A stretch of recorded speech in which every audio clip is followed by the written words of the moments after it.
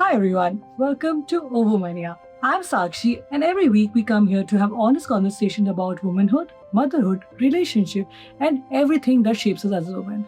And today, I want to share a conversation that has stayed with me for days. A few days ago, I was sitting with my friends. One of my friends suddenly asked me, Sakshi, what does freedom mean to you? I smiled because it sounded like a simple question. But then I couldn't answer. Not because I didn't know, but because I realized my answer has changed. When I was 18, freedom meant staying out late with my friends. When I started working, freedom meant earning my own money. Then I got married. Then I became a mother. And somewhere between becoming a daughter, a mother, a professional, freedom quietly became choice.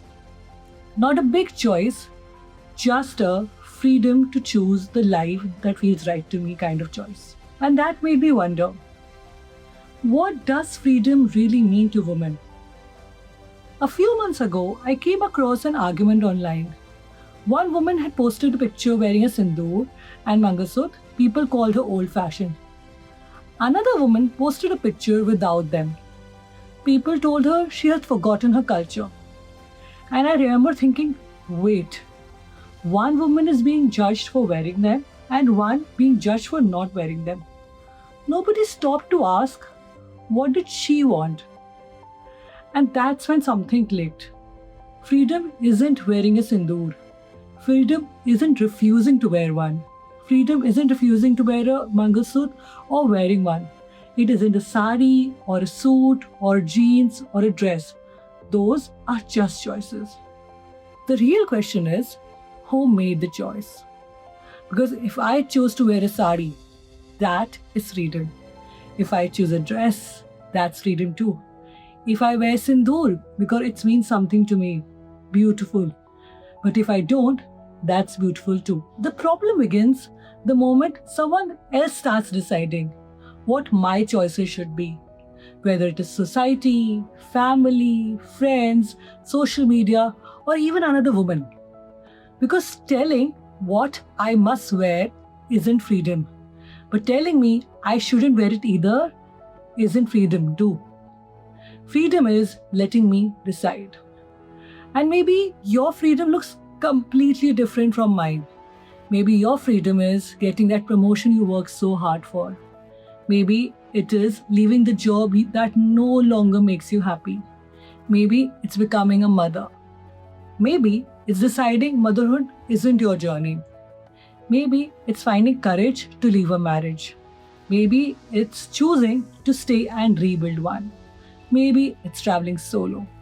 Or maybe it's simply taking 1 hour without feeling guilty. And for someone else, freedom might simply mean walking home at night without fear, not having to share live location every time she steps outside, being able to report something wrong without being judged of what she's wearing. Freedom doesn't have one face, and maybe that's exactly what freedom is. But there's some questions that still bother me. Why does a woman still have to ask, can I continue to work after marriage? Why is that even a question? Shouldn't that decision already belong to her? Why it's so natural to assume that the son will take care of the parents? Freedom doesn't has one face. And maybe that's exactly what freedom is. But there's some questions that still bother me. Why does a woman still have to ask, can I continue to work after marriage? Why is that even a question? Shouldn't that decision already belong to her? And why it's so natural to assume the son will take care of his parents. But when a daughter asks to do the same, people ask, what about your in-laws? Why do we make women feel like loving one family means choosing between the other? Marriage changes woman's address. It shouldn't change her relationship with her parents. She shouldn't need permission to be a daughter. Just like she shouldn't need permission to be herself. Being able to say, I want to get married or I don't. I want children, I don't. None of these choices should require permission. They should simply require respect. But you know what? What hurts the most? there are millions of women who don't even know they have a choice. Not because no one ever told them, but here's what hurts the most. There are millions of women who don't even know they have a choice. Not because they don't dream, but because no one ever told them that they are allowed to. Now I know I'm speaking from a place of privilege. I have a voice, I have a career, I have people who listen to me. And even then, there are days when I question my own choices because of what people might think. So I can't even imagine what it must feel like for a woman who is neither financially independent or she has no one standing beside her.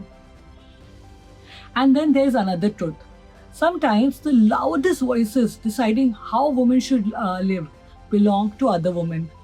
Women judging women for working, women judging women for staying at home, for wearing sindoor or not, or choosing differently. Maybe the real empowerment isn't about convincing other women to become like us. Maybe it's respecting the fact that her freedom may look completely different from ours. Because if I expect every woman to make the same choices as I do, am I really giving her the freedom? Today, as India celebrates its 80th Independence Day, I feel incredibly proud. Proud of the freedom our country fought so hard for. But while we're celebrating its freedom, maybe today we can celebrate something quieter. A woman making her own choice, without fear, without guilt, without judgment. Because maybe freedom isn't about living the same life. Maybe freedom is waking up every morning knowing the life you're living is the one you choose, not the one chosen for you. Before I go, I want to leave you with the same question my friend asked me. What does freedom mean to you? Not to society, not to family, not to social media, to you. I'd genuinely love to hear your answer. Leave me your comment on YouTube or Instagram. Let's continue this conversation. Because maybe the greatest freedom we can give another woman is to stop telling her how to be one. Until next time, take care of yourself. Be a little kinder to yourself. Be a little kinder to another woman. And remember, a free woman isn't one who lives like me. A free woman is one who gets to live like herself. This is Sakshi, and you're listening to Ovania. Happy Independence Day, and I will see you in the next one.